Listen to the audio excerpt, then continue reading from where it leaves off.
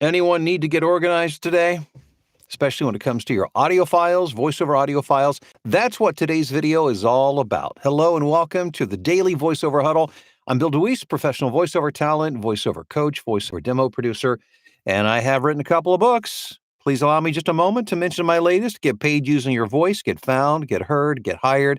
And I've got the digital, you can get, if you want the paperback, it's available on Amazon, but if you want the extremely inexpensive digital download, the link is below in the description. And when you do that, when you get that, it'll also give you an option to pick up the audiobook, which I've narrated as well. But this is written to be the the high level overview to give. It's a roadmap. It's the roadmap. That's the simplest way to put it, to take you from where you're at to get you to where you want to be in voiceover. So you want to make sure you get on the right path and stay on the right path. That's what that book's all about. Had a great night last night with Burke Allen. Burke Allen is a public relations earned media guru. He's the guy who, as I mentioned yesterday, with everything from, international touring musicians, members of the Rock and Roll Hall of Fame, New York Times bestselling authors, media personalities, on and on. He's the guy who gets them in front of the camera, on the written page, digitally on, whether it's news or podcasts or what. He's the guy, he teaches strategies on how to get that earned media, public relations, which inherently provides more credibility than anything that you present yourself, because it's another trusted source of information who's actually presenting you. And the videos from the training will be available to you until this Friday night. So if you couldn't make it last night and you still want to get this great training, there's a link below in the description. So check that out. Well, this is one of the questions that comes up a lot among my students in my voiceover blueprint training program. And because understandably, who doesn't want it to be as efficient as possible? And that's really the key. I'm one of those kind of people that is wired to, I love to cross things off a to-do list. I always keep a checklist. I remember back in my earlier days, back when I was a radio program director, and I was newer to the idea of any kind of management of any sort. And so, here I am, I'm like, 23, 24 years old. I would run around the radio station all day long with a clipboard and a legal pad. And I would keep these incredibly long lists of, I was a very busy guy, lots of stuff to do. And it gave me a sense of satisfaction having that list, checking them off. And it also kept me on task. But I will have to say, it wasn't a fine-tuned system. It really was not a fine-tuned. It was just a collection of stuff. I wasn't very good at prioritizing or really understanding high leverage activities at the time. I was young and I was learning but I got stuff done. I was working 60, 70 hours a week, but I got stuff done. I think I'm a little wiser now, and I try to resist the urge to get organized for organization's sake, but to do what I do to make sure that I get the outcomes that I want in as efficient manner as possible. Let me say that again. So I organize what I do to get the outcomes that I want and to be as efficient in that process as possible. The reason that I repeated that twice was not because I didn't think you heard me, but I wanted to make sure that I emphasize my main objective in what I do when it comes to organization. Because it's easy to get sucked into this idea of always being organized. So you're expending energy to get organized to feel better. Organization in and itself can make you feel better even before you actually do anything. Does that make sense? You see where I'm going with this? So I want you to kind of get past the idea of just feeling good because you are organized. I want you to be able to have a system or to do something that allows you to do what you need to do and be as efficient as possible in getting to your goals. It's just a more strategic approach. So my philosophy has become really what I call a minimalist business philosophy. So I want to do as little as possible to get as much as I can out of what I do. So it doesn't always mean using the coolest and latest tools. Like, for instance, I don't use like a big complicated CRM. I'm not against CRM, or I'm not against have an organized approach. You need to have an organized approach. But sometimes you can have too much information. You can be too organized. So understand what you want, and then understand what you need to get there.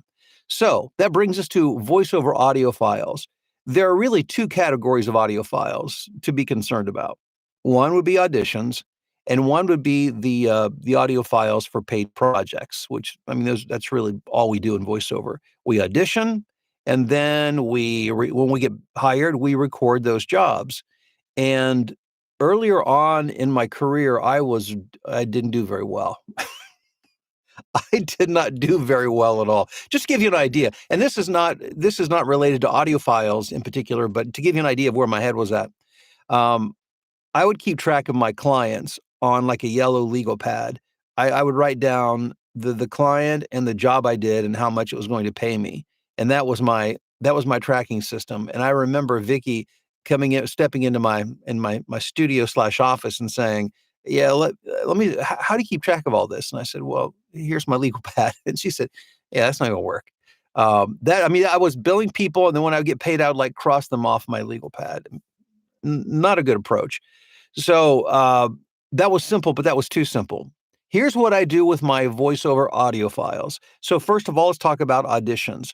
You want to keep auditions. Why do you want to be able to find auditions? Because even if maybe the person that you send an audition to, you sent it to 3 years ago, and maybe they didn't hire you for that job, but they kept it because they really liked what you did, and they have something new that they want you to do, and they say, "I really love the way you did that audition for me back in 2017." And you're thinking, "I have no recollection of you whatsoever." How do you get there? Here's what I do. Believe it or not, I don't save auditions to my hard drive. The simplest way and the way to be as economical with hard drive space even hard drive space is cheap, but there's no need to save stuff you don't need and to take up space you don't need and pay for stuff you don't need. So here's what I do. When I send out auditions to clients, how are they sent out? Almost always, 90 plus percent of the time, they're sent out as attachments to an email. Once I send them out as an attachment, I've got the file. It's saved already. It's saved within my email server. So in my case, I use Gmail as my email server. That doesn't mean I have a Gmail account for VoiceOver. I don't. You need to have your own URL. Don't use a like Bill DeWeese at Gmail account if you can keep from it. If that's what you've got right now, that's fine. But you need to get your own domain. Like for instance, I have a website, BillDeWeese.com. That's my domain. It could be Bill DeWeese Voice, Bill DeWeese Voiceover, but something that is like your own dedicated domain. I bought it through GoDaddy. And what I did you can integrate that into Gmail. That's what I use. You could use Microsoft's Outlook. That's an email server. Doesn't matter what server you use, but whatever email program that you use, it's going to save those attachments to the emails that you send, as long as you don't delete the emails. So, and I keep all of that stuff. I mean, it's all archived in my email server. So if somebody comes, let's say I auditioned for something back in, I don't know, 2010, and somebody reaches out to me, all I have to do is enter that person's name or their email address, and it will pop up automatically in my search, and there will be the attachment right there on the email, and I can retrieve it. If the client that I auditioned for last week says, "Hey, I really, you got the job," I can pull it up in my email server, pull up that audition, and there I've got my reference file, and I'm ready to rock and roll. Now, that being said, I have a couple of clients who, when I record auditions, they want them uploaded to like a Dropbox folder or to Google Drive or something like that. In that case, I create a client folder for that particular person, and I save those auditions in the client folder, which now that's a good segue to hop over into the other files that I save for my clients, for my paid clients. So this is the system that I use for when I get a new client. What I do is I create a folder for that client with their name on it, which goes in a folder called clients, which is on my hard drive. So here's the way I work all of that. And by the way, I always buy a computer with a large hard drive. This little MacBook Air that I'm using right now, that I'm looking at you through and doing all my voiceover work through, it has a 2 terabyte hard drive on it, which is infinitely more space than all. I mean, I'll be long gone from this world before I ever run out of space on this computer. So that's plenty. But even if you have a small, let's say you have like a 256, gigabyte hard drive, and you've been saving them for years and you just need a larger one, you can always do this on an external hard drive. But here's the key. So you save the file that you do, and I create a clients folder. So I have a client directory under the clients. I put every time I have a new client, I put a new folder. So if I were to bring up, if I were to open it up on my computer, you would see clients. And by the way, it doesn't matter where you put it on you could put it on your desktop. It doesn't matter as long as you know where it's at. Into the clients folder, when I open it up, it's just a long list of folders. So I can bring them up alphabetically if I want, or by the date that I last used it if I want. Doesn't matter if you use a Mac or Windows, it all works the same. And then within the folder, I save all of the projects that I do for them. If I need to save their auditions to those, I'll put it in that folder. But otherwise, it will be the paid projects. And again, only auditions if I had to upload it like to the cloud in a Dropbox folder and couldn't send it as an attachment, just so I have it for future reference. Um, Here's the key, though. You want to make sure everything is backed up and mirrored someplace so that if your computer crashes or your hard drive goes bad, be it internal or external, you still have them. So I keep a Dropbox account. I think there's a free version of it now. I have a paid version because I use a lot of space because I do demos and I save all my personal stuff. I put music file, I put all kinds of stuff in that. So I have I pay a couple bucks a month for a lot of space. You may not need all that space, but for me, I use Dropbox. And then what Dropbox does is it puts, it allows me to make my clients folder to sync it with Dropbox. So there's a clients folder up in the cloud in Dropbox along with all of my clients in there. And so what I save on my hard drive automatically gets uploaded and mirrored to the cloud. Now, if that all sounds like gobbledygook to you, what I would recommend doing is doing a search on Dropbox. And there's other services. You can do it to Google Drive. There's other services. But do some research on how to use those programs, and you'll easily see how this all works. But I record the project. I put it in the client folder on my computer. It automatically gets mirrored, duplicated in the cloud. If I ever need it, it's there. If my computer crashes or when I retire this computer and get a new computer, no problem, because all my files are up there someplace in the cloud, never to be lost, going back years and years and years. And before I did that, I just saved them on hard drives back before I used Dropbox, back before I think Dropbox was even a thing. And I've got a box of old hard drives. I've saved old audio file, which I haven't accessed it over a decade, and I probably never will. But you don't need to do all that stuff nowadays. You never need to do that. So that's how I do it. It's simple. It's not complicated. It's my auditions. I don't worry about it because when I send them out as an email attachment, they're always there. I don't need a folder for that. When I record a client project, I just create a folder for that client within just above that in a directory called clients. Clients with the subfolders of all my clients. I put them in there and I save them. Easy peasy, done. I never have to think about it. I hope that helps you because the last thing you need is you don't need complicated systems. You just don't. You want to keep it as simple as you possibly can. Make things easy to find. And so you don't have to spend time thinking about things, looking for things, or being afraid that you're not as organized, as you should be. That's the way I do it, and I hope you find that helpful as well. Let's check in. Let's see who's on the live chat. And if you haven't checked in yet, just let me know where you're watching or listening from this morning. And by the way, those likes are coming in, and I appreciate you guys who haven't subscribing. And when you like the video, as you know, it informs YouTube, the algorithm, to go out and share this video with other people who are looking for helpful voiceover information. So thanks for your help in doing that. Well, Joe in the UK was first to check in this morning. Thank you, Joe. Says, I hope after your dentist visit, it's a happy chomp day. Thanks. And that's why I wasn't here. It was nothing major at all. I was just in there for a couple of minutes. But yeah, always good to have a good dentist. It helps. Jim, what's going on in Memphis? Rebecca, how are you doing? You're speaking on my love language this morning. Becky, I know I am, and I know we've talked about this before, so I know this is not new information for you since you're in the voiceover blueprint, but I hope you found the reminder to be a bit helpful. Hey, Johnny, what's going on in San Francisco? Ethan, good morning to you. I downloaded your book, and I'm looking forward to reading it. Thank you, Ethan. I hope you find it helpful.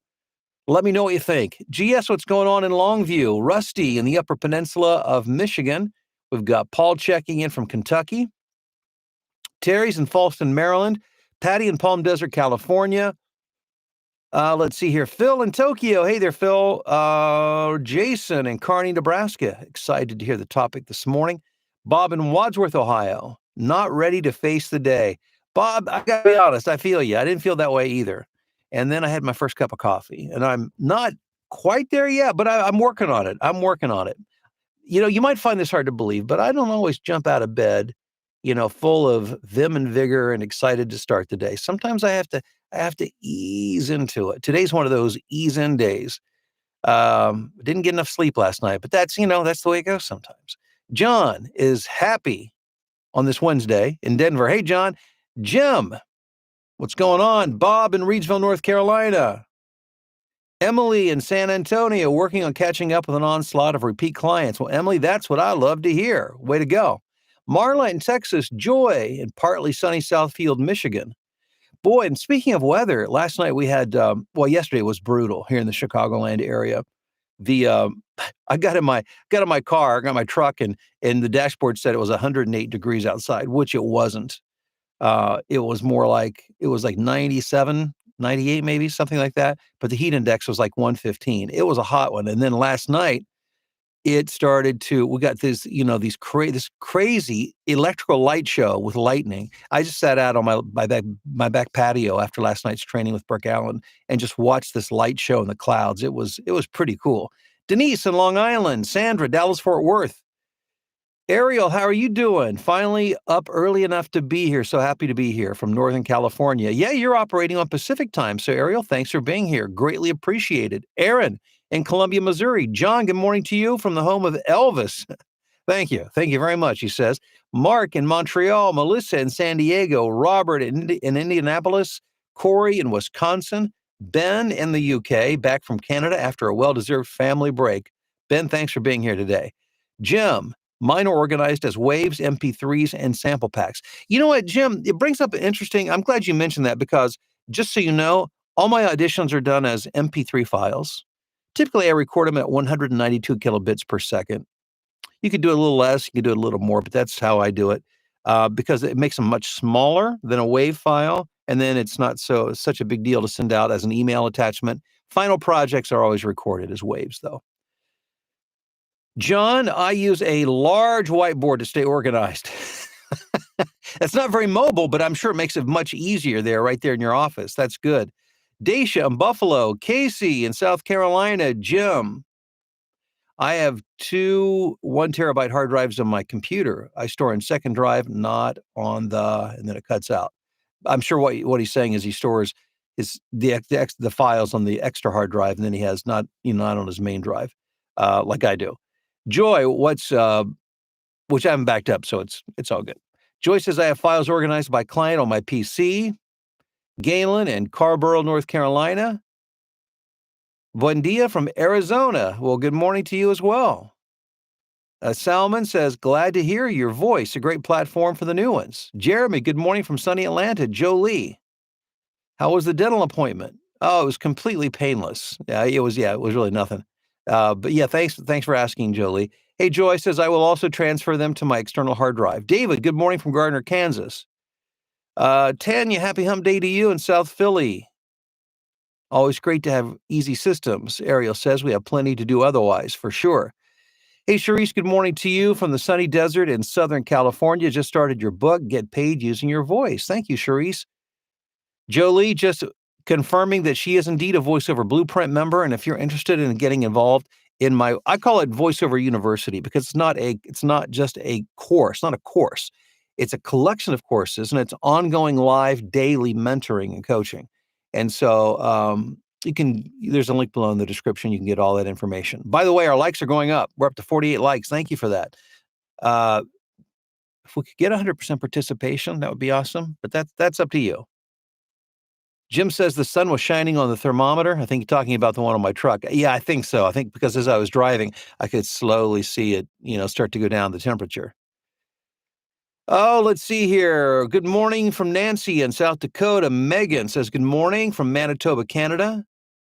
And Spot says finally got up early enough to catch live this morning from Virginia. Guys, thanks for being here. Make it a great day. Get organized, but don't get over-organized. Remember, Stay efficient, do the things that will help you get the things done that need to get done, but leverage your time and your energy as best you know how. Have a great day. We'll see you tomorrow morning.